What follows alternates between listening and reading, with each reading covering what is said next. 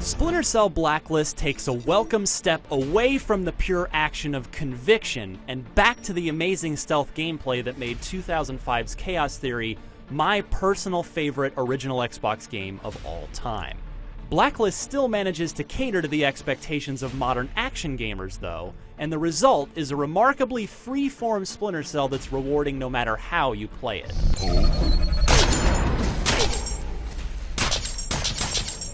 Mayday, mayday, Paladin 02, we're going down.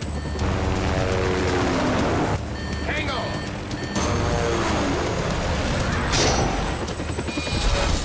Elephant in the room time. Yes, Michael Ironside, the longtime voice of a sarcastic Sam Fisher, has been replaced, and it's not an improvement.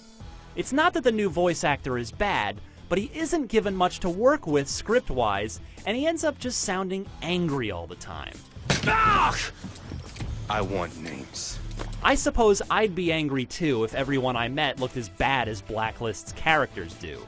Cutscenes look especially rough thanks to rampant screen tearing, and mission environments and lighting effects look only passable.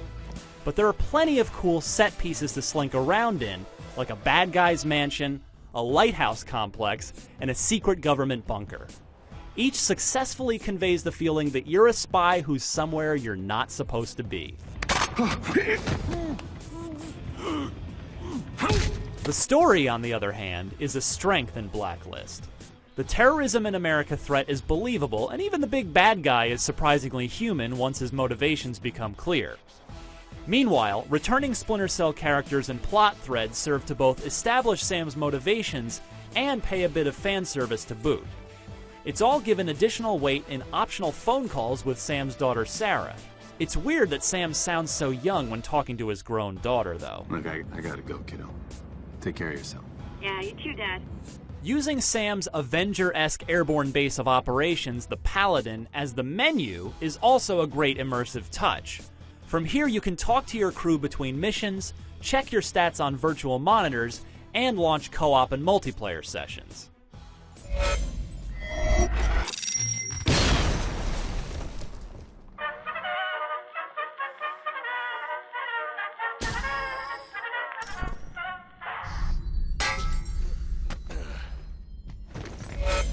Okay, no more bad news. Now we get to the good stuff. The welcome return to the in-the-shadows stealth sandbox that made Splinter Cell great in the first place.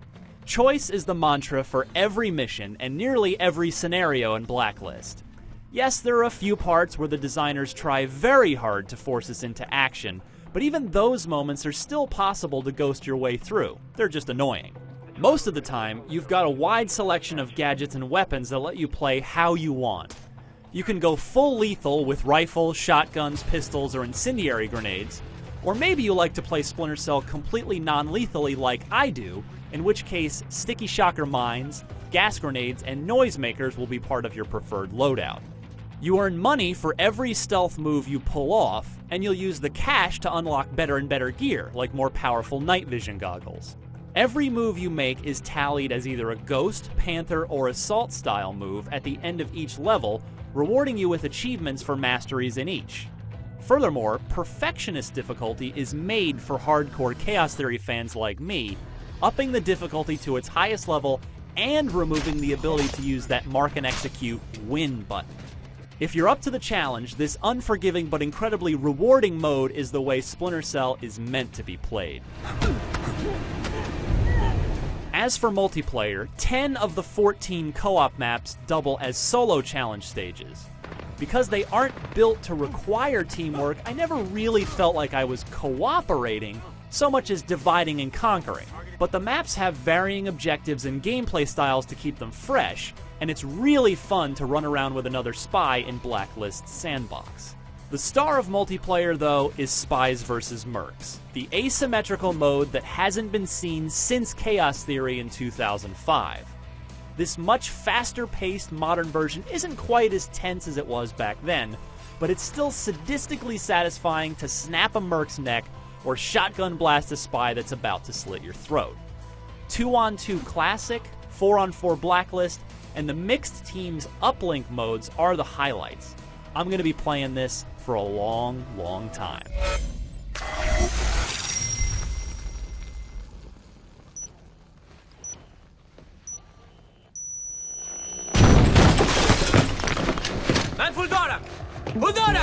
As a longtime Splinter Cell fan who's really difficult to please, you have no idea how happy it makes me to see Sam Fisher find his way back into the dark. It doesn't look cutting edge, but like the classic Chaos Theory that it must inevitably be held up against, Blacklist succeeds as a stealth sandbox armed with great gadgets, ample replayability, and multiplayer modes that are each fantastic enough to stand on their own. For more on Splinter Cell Blacklist, you're already in the right place. IGN.